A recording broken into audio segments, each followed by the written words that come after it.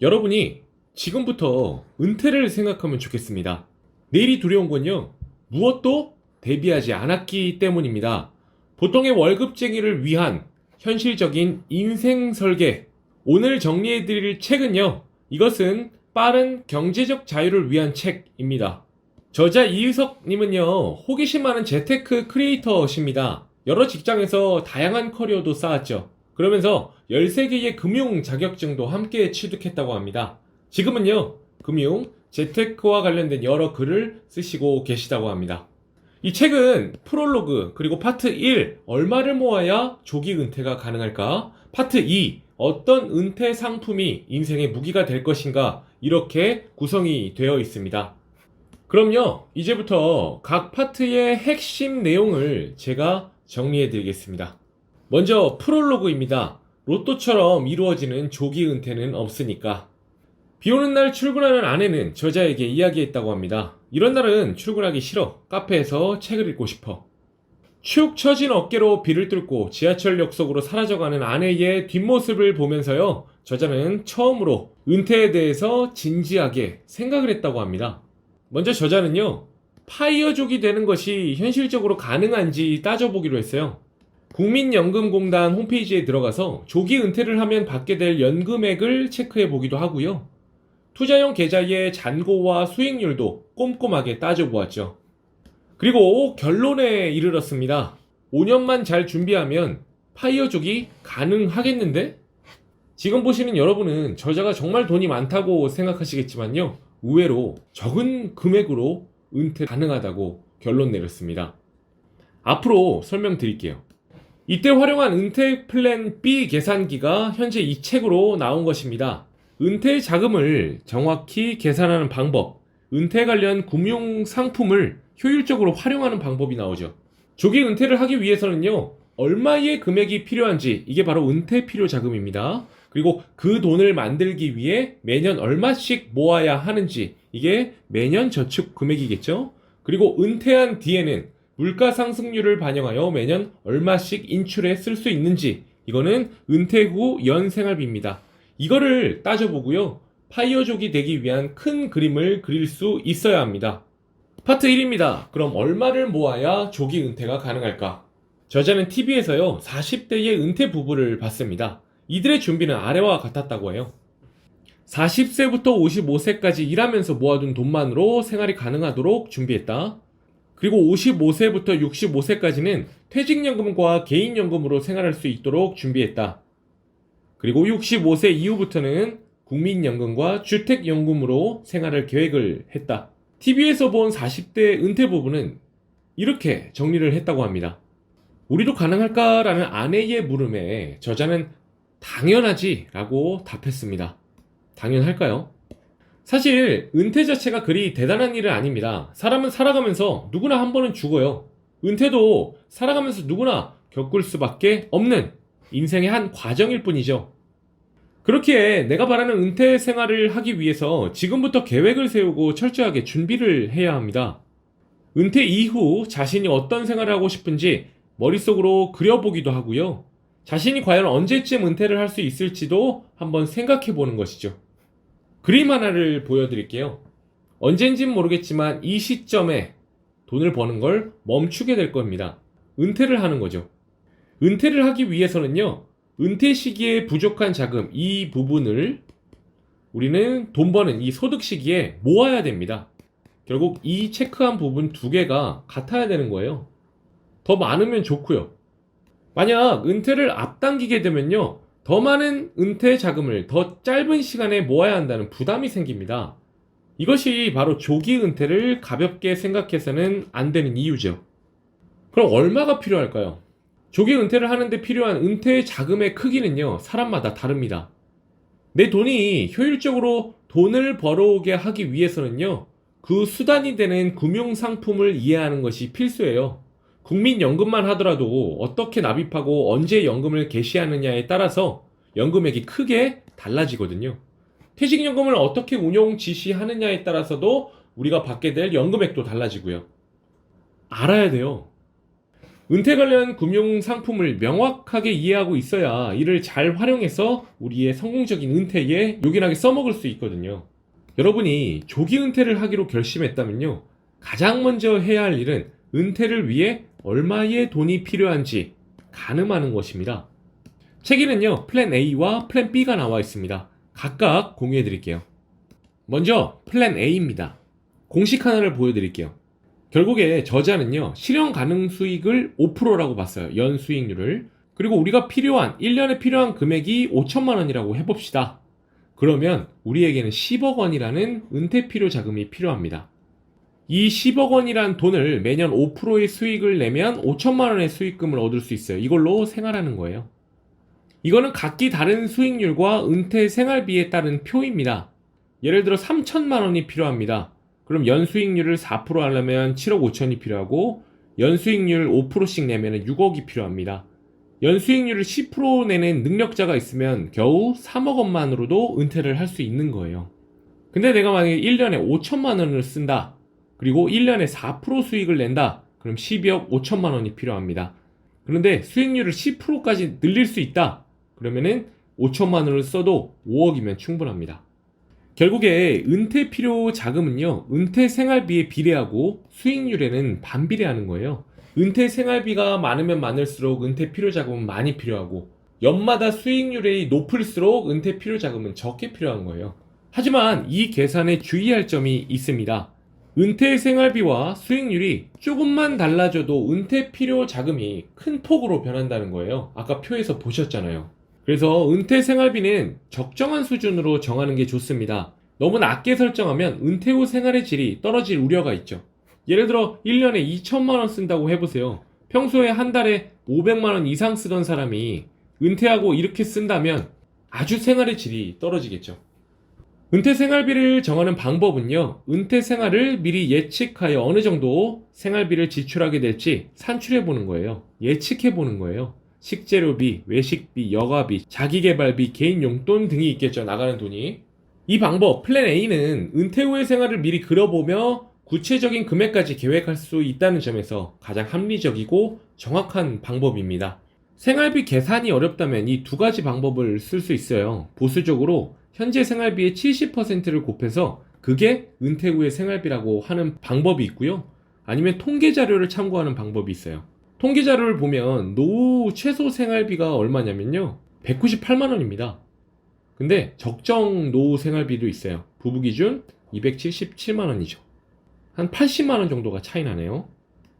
이제는 실현 수익률을 한번 보실까요? 실현 수익률은 무조건 높게 잡는다고 해서 항상 좋은 것은 아니에요. 왜냐면 실현 가능성이 없잖아요. 어느 정도 보수적으로는 잡아야 되거든요.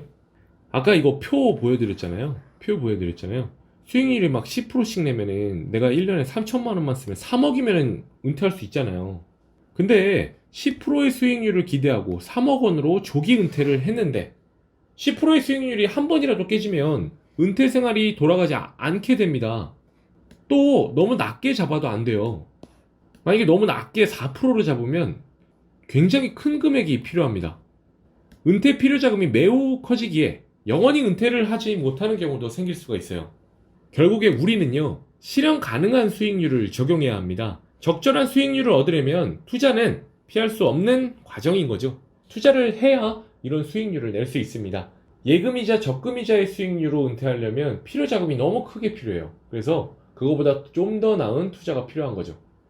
일단 S&P 500 지수 아실 거예요. 워런 버핏도 그랬죠. 내 아내는 지수를 투자했으면 좋겠다, 그런 말을 했었죠. 근데 S&P 지수의 연 수익률을 한번 볼까요?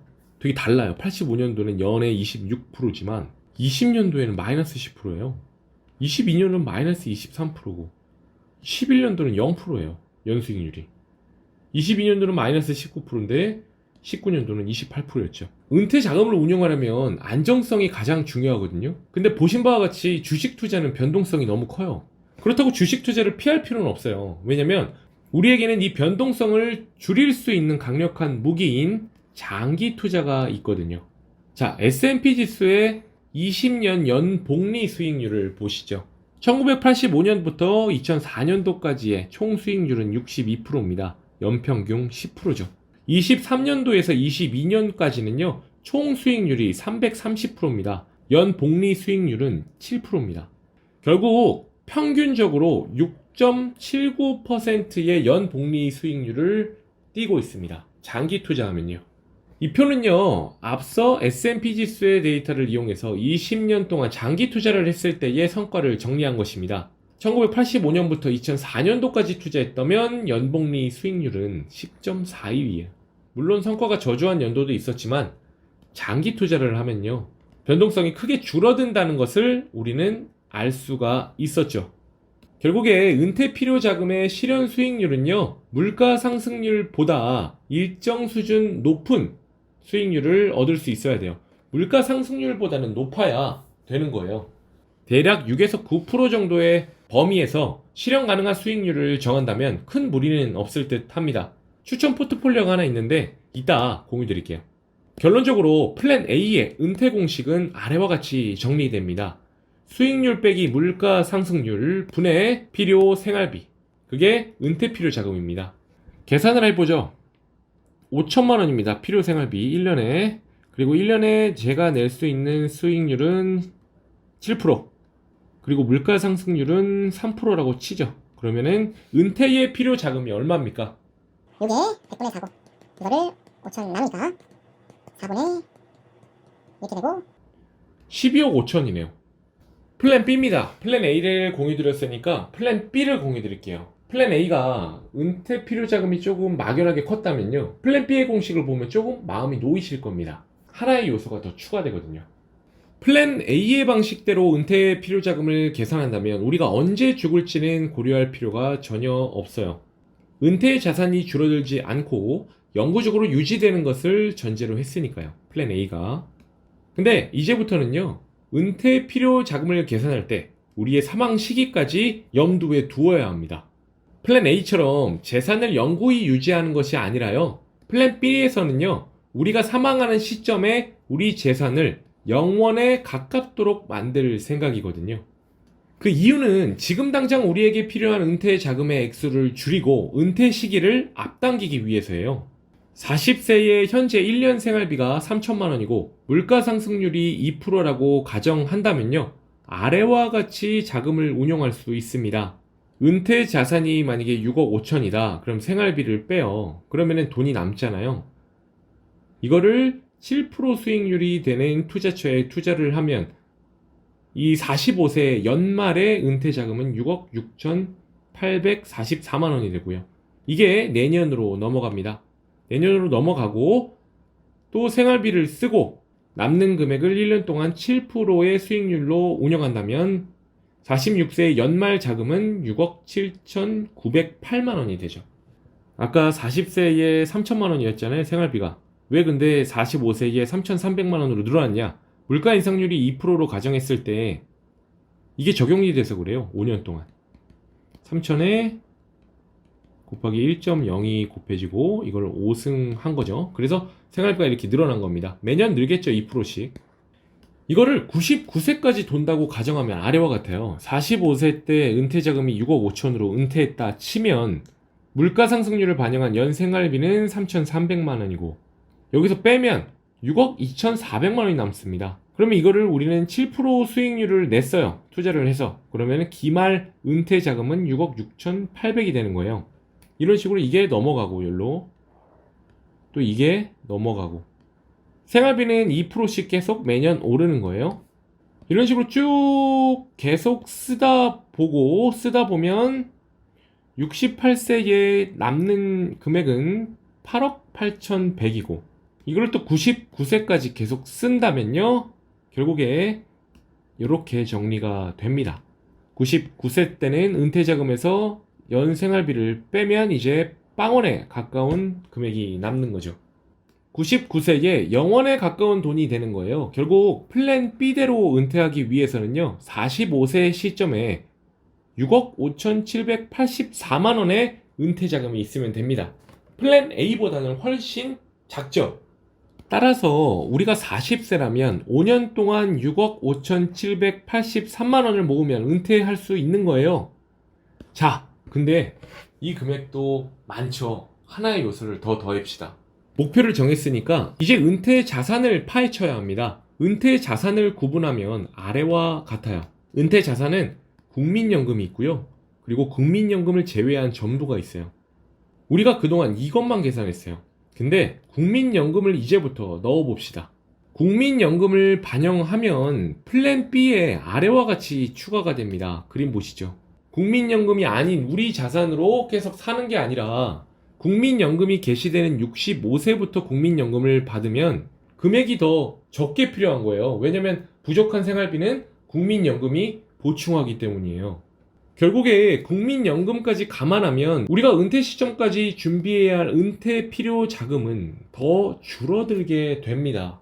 이 국민연금을 반영하면요, 45세에 아까 6억 5,784만 원이 필요하다고 했잖아요. 국민연금을 65세부터 받는다고 치면 45세 시점에 5억 8,410만 원만 있으면 은퇴를 할 수 있는 겁니다. 아까랑 동일하게 연 3천만 원의 생활비를 쓴다는 가정하에요.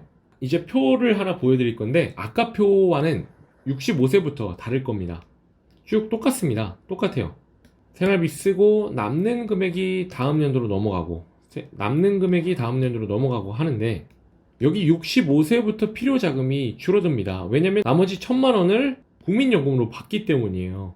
그래서 더 적은 금액으로도 99세까지 우리는 살 수가 있는 거죠. 99세까지 처음보다 약간 적은 돈으로 버틸 수 있게 되는 거예요.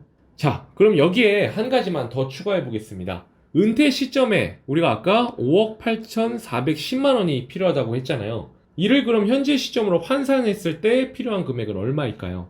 우리가 40세에 얼마가 있어야 45세에 5억 8,410만 원이 있을까요? 1년에 7%의 수익률을 낸다고 했을 때요.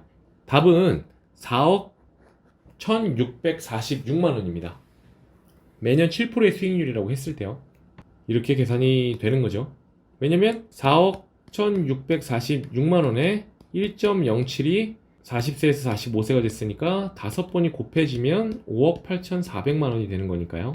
이건 뭐 또 사람이랑 기간에 따라 다를 수 있겠죠. 저자가 계산한 공식에 우리의 상황을 그냥 대입하면 됩니다. 마음이 편해졌어요. 65세부터 국민연금을 받는다고 생각하면 필요 자금이 더 적어집니다. 결국에 저자의 은퇴 공식에는 99세까지 빵원을 만든다. 그리고 65세부터 국민연금을 받는다가 합쳐진 거죠. 자, 아까 이 표를 보여드렸는데 국민연금을 제외한 전부가 뭐냐? 퇴직연금이 있고 연금저축이 있고 주식계좌가 있고 수익형 부동산 등이 있겠죠. 저자의 현재 상황은 아래와 같다고 합니다. 저자는 지금 40세입니다. 아까 연 3천만 원 쓴다고 하면 4억 1,646만 원이 최종적으로 필요하다고 결론이 나와졌죠. 99세 빵원이 되고 국민연금까지 신경 쓰면요. 근데 저자의 현재 상황은 퇴직금이 660만 원 있고 개인연금이 2천만 원 있고 주식투자 3천만 원 있고 합계 5,800만 원이 있었대요. 그러면 달성률이 13.9%네요. 그러면 앞으로 5년 동안 모아야죠, 이 돈을. 이렇게 정리함으로써 조기 은퇴를 위해 저자가 추가로 모아야 할 금액이 깔끔하게 정리되었다고 합니다. 이렇게요. 5억 240만 원이 필요하구나. 이걸 통해서 남은 기간의 저축 금액과 소비 금액을 계획할 수 있었다고 해요. 결론적으로 플랜 B는요, 아래 칸을 적으면서 내가 현재부터 모아야 될 금액을 정리하는 거예요. 여기에 현재 은퇴 자산이 얼마고, 현재 나이는 몇 살이고, 은퇴 나이는 몇 살로 예상하고, 현재 생활비는 얼마고, 연금 개시할 나이는 몇 살이고, 수령액은 얼마고, 현재 은퇴 자산은 그럼 계산되고, 은퇴는 언제 할지, 기대 수익률은 얼마인지, 물가 상승률은 얼마인지 다 적고 나면 계산이 된다는 거예요. 저자가 정리한 플랜 B 계산기는요, 제가 영상 링크에 달아 놓을게요. 한번 계산해 보세요. 입력할 때 이 조건만 조심하면 된다고 합니다.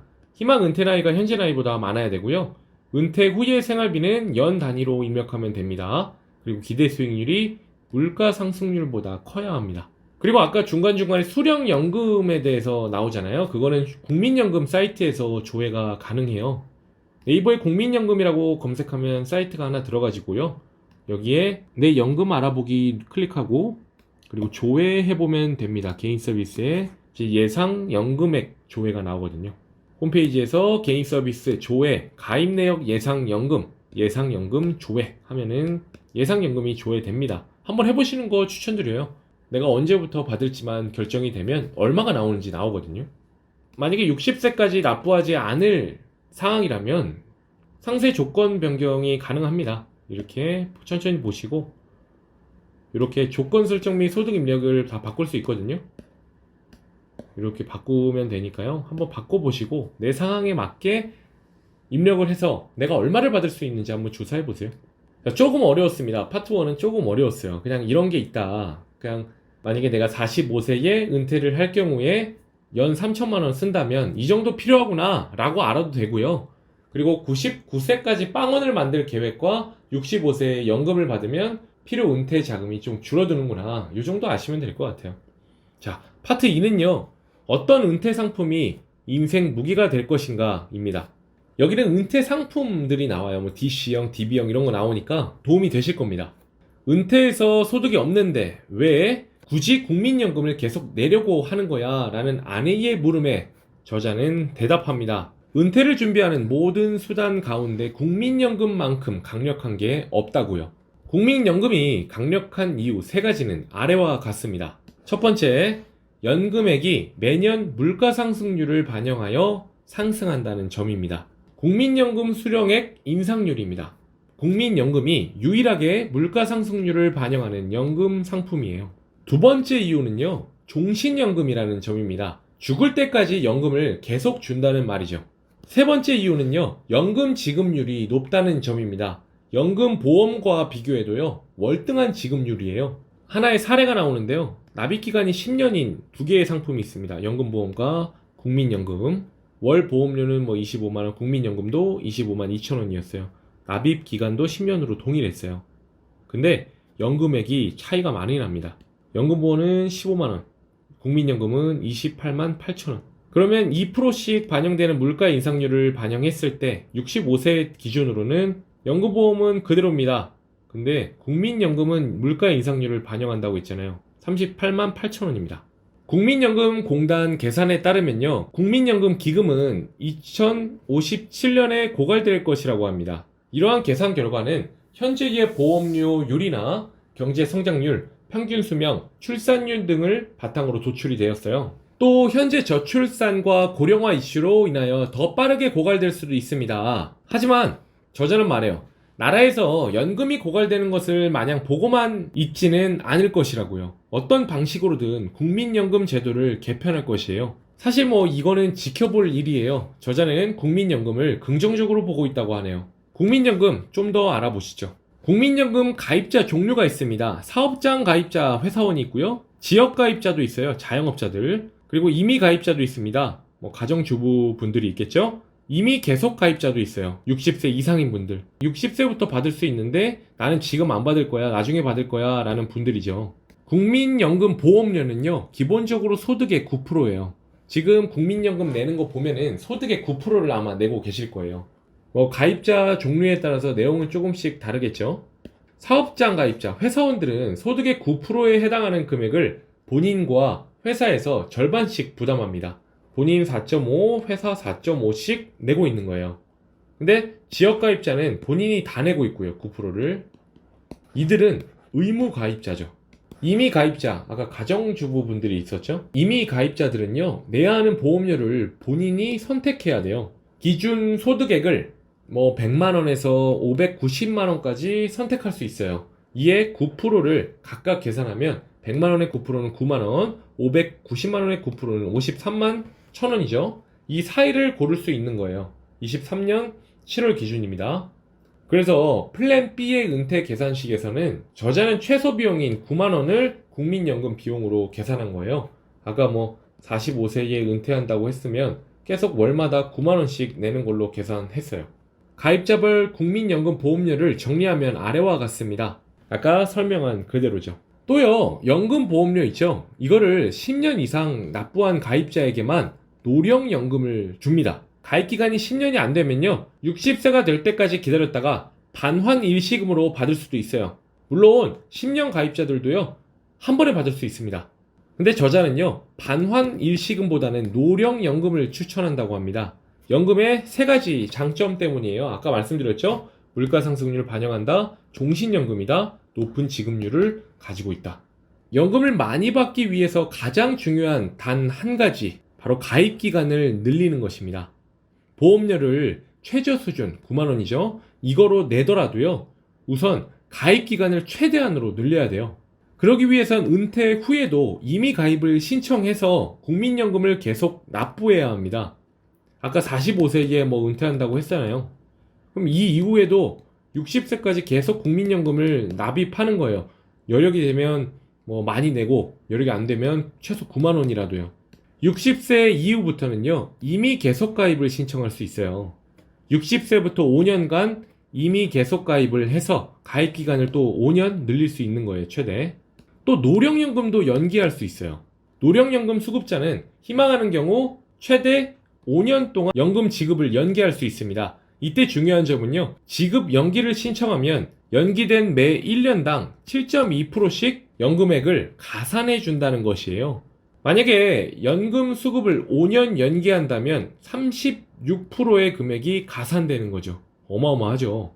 그러면 이제부터는요, 퇴직연금을 운용하는 방법과 세금 혜택을 활용하는 방법을 주로 이야기해 드릴게요. 아실 겁니다. 퇴직연금은 종류가 DB랑 DC가 있어요. 먼저 DB형 퇴직연금입니다. Defined Benefit의 준말입니다. 확정급여형 퇴직연금이죠. DB형의 경우 퇴직연금이 어떻게 운영되는지는 우리는 전혀 중요하지 않아요. 어떻게 운용되든지 간에 받을 금액이 이미 정해져 있거든요. DB형 퇴직연금은요, 근속연수에 뭘 곱하냐? 퇴직 직전의 3개월 평균 임금의 31분입니다. 이게 말은 어렵지만 퇴직하기 직전 3개월의 평균 월급에 근속연수를 곱해서 준다는 거예요. 퇴직연금 DB로. 자, DC형 퇴직연금입니다. Defined Contribution의 준말입니다. 확정기여형 퇴직연금이죠. DC형 퇴직연금의 기본 구조는 이렇습니다.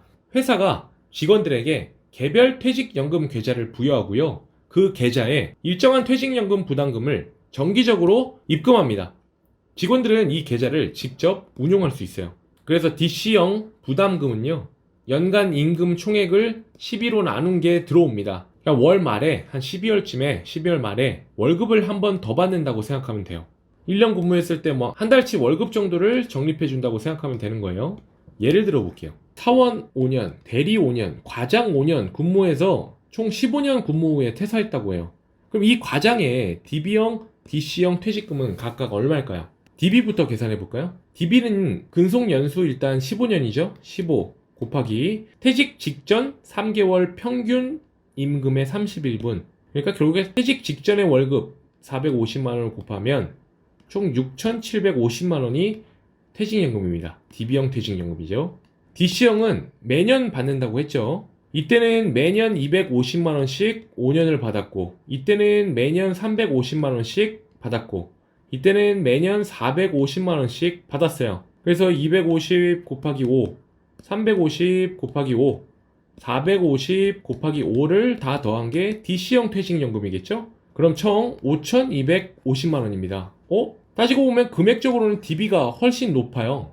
왜냐면 DB는 6,750만원, DC는 5,250만원이었잖아요. 근데 이게 다가 아닙니다. 아까 DC는 직접 운용이 가능하다고 했잖아요. 매년 4%의 수익률만 얻어도 DC는요, 6,748만원이 돼요. 기간을 더 길게 보고 더 좋은 수익률이라면 DC가 훨씬 좋은 거예요.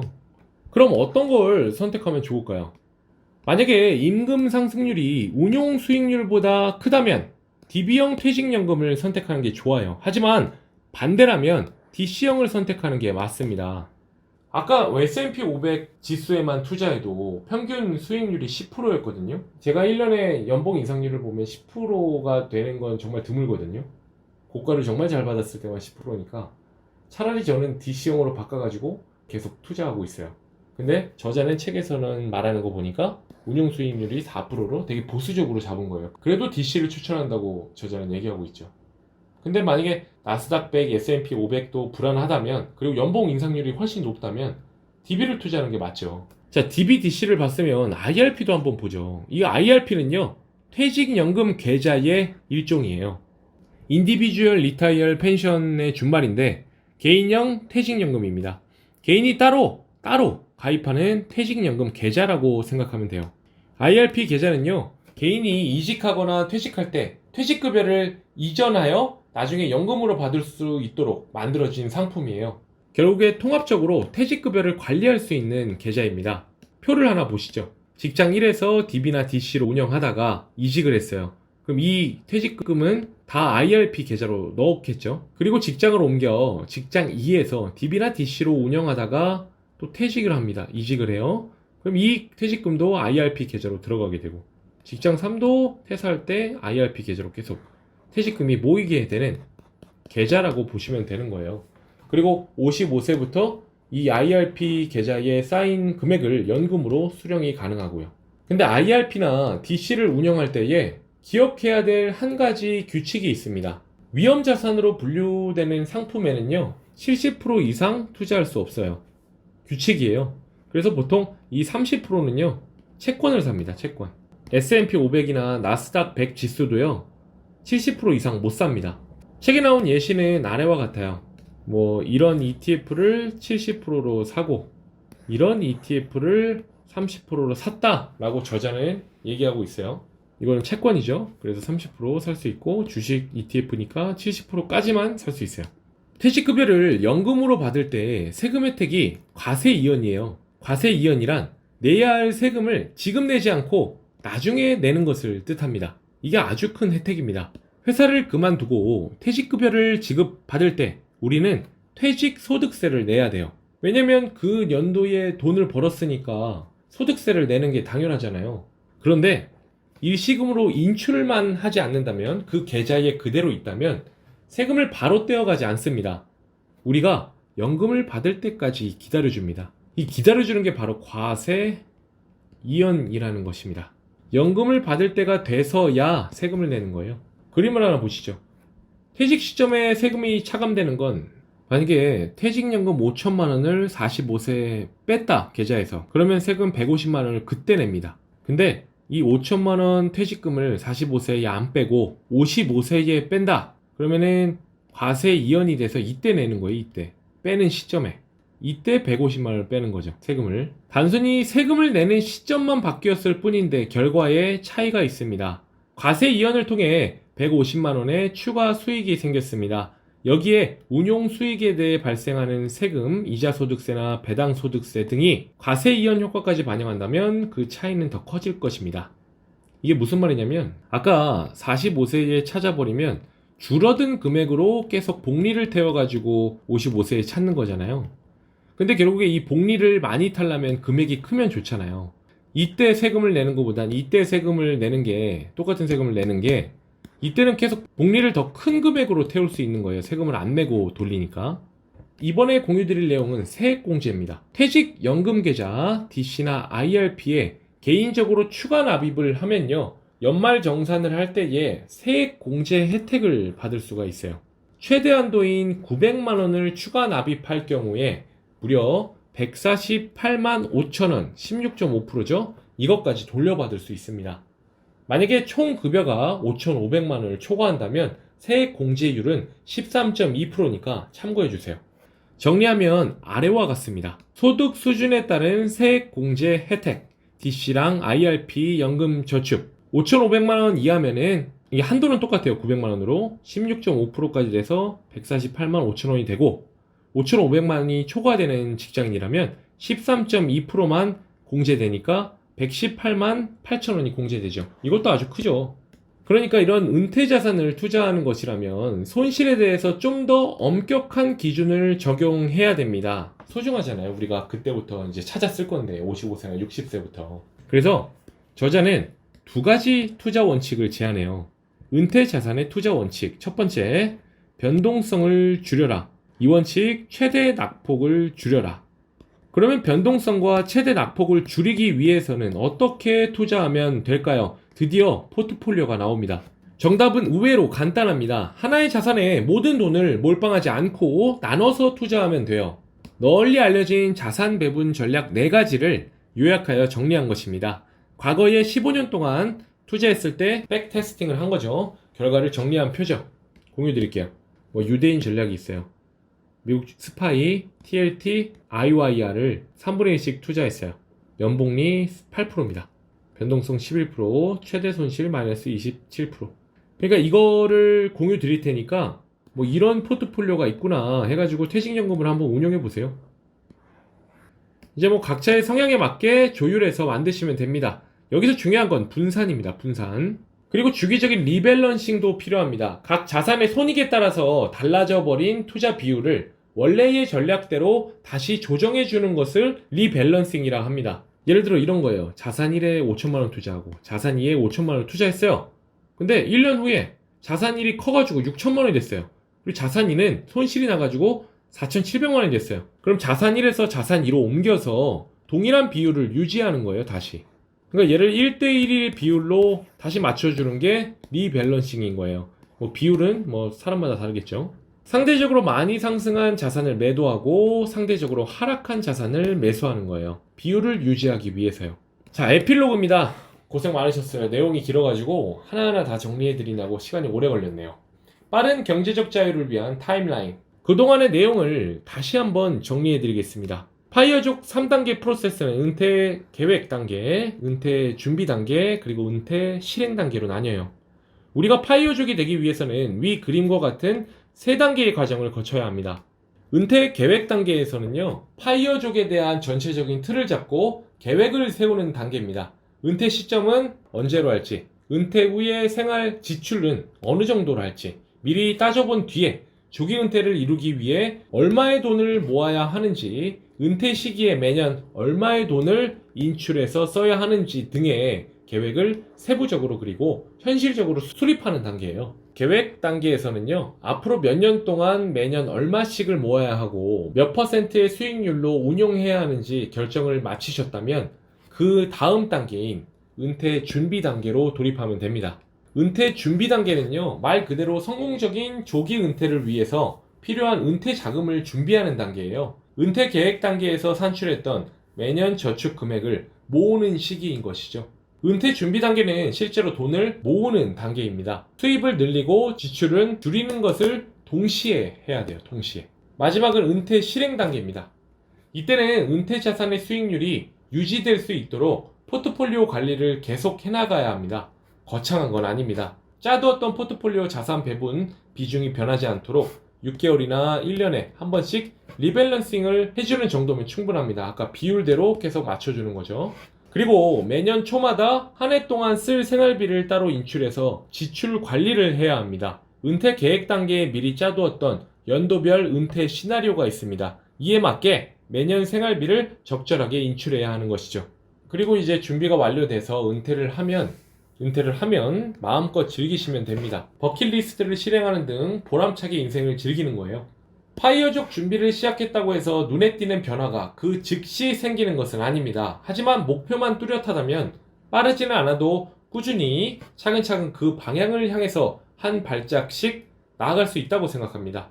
그리고 그 목표 의식이 원동력이 되어 삶을 좀 더 활기차게 꾸려나갈 수 있다면 더할 나위가 없겠죠. 이상입니다. 진정한 파이어족으로 거듭날 여러분의 앞길을 진심으로 응원하겠습니다. 책이 좋으셨다면 꼭 사서 읽어보세요. 다음에도 좋은 책 정리해드리겠습니다. 아르노였습니다. 감사합니다.